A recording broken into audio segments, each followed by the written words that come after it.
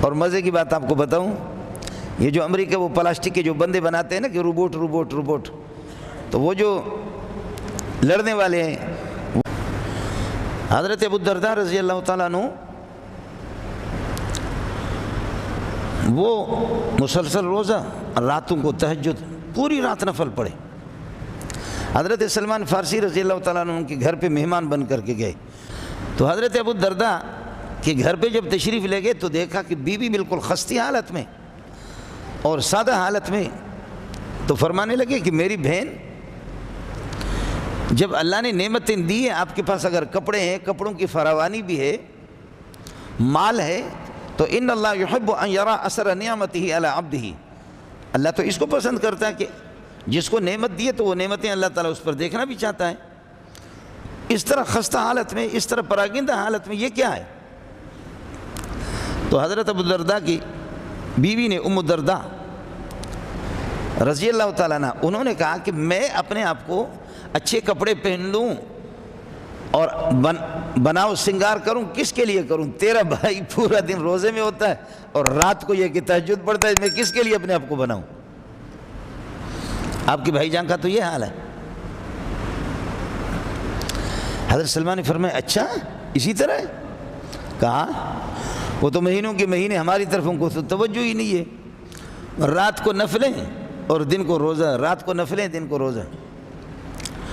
حضرت ابو الدرداء رضی اللہ تعالیٰ عنہ رات کو جب تشریف لائے، کھانا پکا کر کے انہوں نے مہمان کو کھلایا، خود بھی تھوڑا سا لیا۔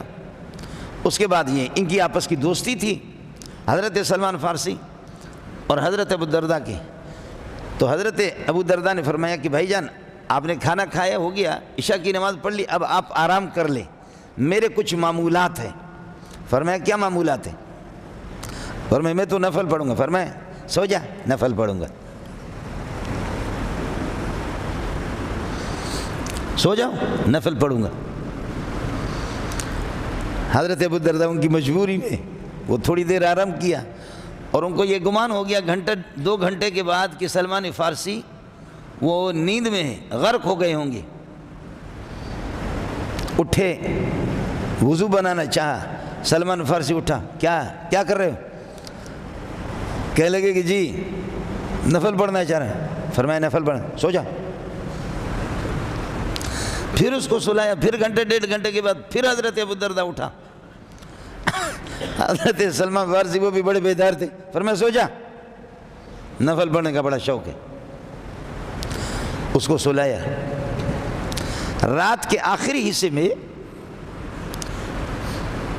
جب صبح صادق ہو جاتی ہے، سحری پہ آدمی کھانا پینا بند کر لیتا ہے، رات ختم ہو جاتی ہے، تو اس سے کچھ پہلے، آدھا پونا گھنٹہ پہلے حضرت سلمان فارسی اٹھا، خود اس نے وضو بنایا اور ابو الدرداء کو کہا اٹھو اب تہجد پڑھو۔ پوری رات نفلیں پڑھتے ہو، پورا دن روزہ رکھتے ہو، بیوی کہاں جائے؟ تو اس پر حضرت ابو الدرداء رضی اللہ تعالیٰ نے تہجد پڑھی، اور صبح کو یہ کیس اور یہ مقدمہ رسول پاک صلی اللہ علیہ وسلم کے پاس چلا گیا۔ حضرت صلی اللہ علیہ وسلم سے پوچھا گیا کہ ایک بزرگ ہے، راتوں رات ہمیشہ نفل پڑھتا ہے، پورا دن روزہ رکھتا ہے، ہمیشہ روزہ ہی روزہ، رمضان کے علاوہ بھی، بیوی بچوں کی طرف کوئی توجہ ہی نہیں ہے، اور سلمان فارسی نے اس کو منع کیا ہے، اور اس کو منع کرتے کرتے رات کے آخری حصے میں تہجد میں ان کو اٹھایا اور روزے سے بھی منع کیا، اس طرح نفلی روزے زیادہ نہ رکھا کرو۔ کیا وہ صوفی صاحب وہ بہتر ہے یا ان کا عمل بہتر ہے؟ وہ صوفی صاحب جو پوری رات نفلیں پڑھتا ہے اور پورا دن روزہ رکھتا ہے، وہ ان کا عمل بہتر ہے یا ان کا عمل بہتر ہے؟ سلمان فارسی نے جو طریقہ اختیار، تو رسول پاک صلی اللہ علیہ وسلم نے فرمایا صدق سلمان ہو، سلمان نے ٹھیک کہا، یہی میرا طریقہ، صدق سلمان ہو، سلمان نے ٹھیک کہا ہے، یہی طریقہ ہے۔ یہ کون سا طریقہ ہے؟ حضرت سلمان فارسی رضی اللہ تعالیٰ عنہ یہ بڑا زیرک آدمی تھا، بہت زیرک آدمی تھا، 250 سال عمر اس نے پائی محمد کی برکت سے، سب کو سبحان اللہ، بہت بڑے آدمی تھے۔ یہ جب مختلف عرب قبائل نے مدینہ پر حملہ کیا تو حملے سے پہلے حضرت سلمان فارسی نے فرمایا کہ مدینہ کے دائیں بائیں جو ہمارا محلہ علاقے اس کے دائیں بائیں خندق کھودا جائے، انشاءاللہ یہ آ بھی نہیں سکیں گے، اور جو آئے گا خندق کو پار کرنے کی کوشش کرے گا مرے گا۔ ہوا وہی 24-25 دن یہ لوگ، ان لوگوں نے، کافروں نے، مختلف جماعتوں نے، جس کو سورہ احزاب کہتا ہے کہ گھیر بھی لیا مدینے کو، لیکن کوئی اندر نہیں آ سکے، اور 3-4 بندوں نے خندق کو پھلانگنے کی کوشش کی، وہ مردار ہو گئے، جہنم میں فوراً پہنچ گئے۔ اور مزے کی بات آپ کو بتاؤں، یہ جو امریکہ وہ پلاسٹک کے جو بندے بناتے ہیں نا کہ روبوٹ، تو وہ جو لڑنے والے ہیں وہ ان کی عجیب عادت ہے کہ جہاں آپ نے خندق آپ نے کھودا، وہ گر گئے تو وہ نکل نہیں سکتا۔ یہ وہ پرانی ٹیکنالوجی ہے، یہ جو ابھی امریکہ نے بنایا نا کہ وہ کلاشنکوف لے کر کے وہ خود لڑیں گے، وہ اس ٹیکنالوجی کے سامنے ناکام ہے۔ 1-2 نے کوشش کی لیکن ان کو خدا نے ذلیل کر دیا، اور کچھ چھلانگ لگا کر کے اندر داخل ہو گئے، حضرت علی نے ان کو مردار کر دیا، جہنم میں پہنچا دی۔ یہ آدمی بڑا ذہین آدمی تھا، حضرت سلمان فارسی رضی اللہ تعالیٰ عنہ۔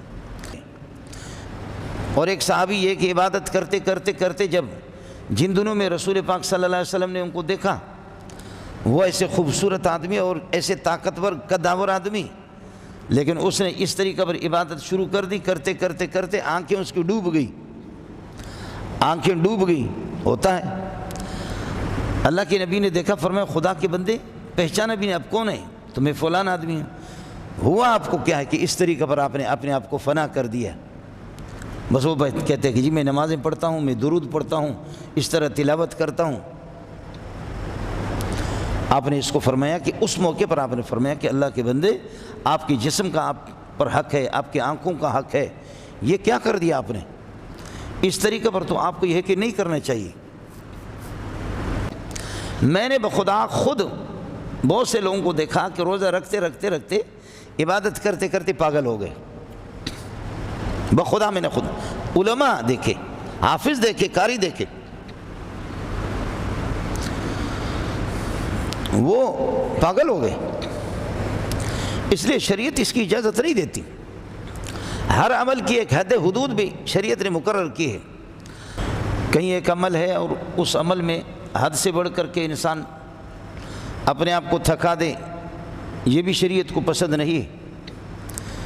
ایک آدمی راتوں کو پوری رات تہجد پڑھتا ہے اور تلاوت کرتا ہے اور پورا دن روزہ رکھتا ہے، رمضان کے علاوہ راتوں کو تہجد پڑھنا اور دن کو یہ کہ روزہ رکھنا۔ السلام علیکم جی دوستو، آپ نے دیکھا اور سنا شیخ مولانا منظور مینگل صاحب کو کہ شیخ مولانا منظور مینگل صاحب کیا بیان فرما رہے تھے۔ آپ نے دیکھا اور سنا۔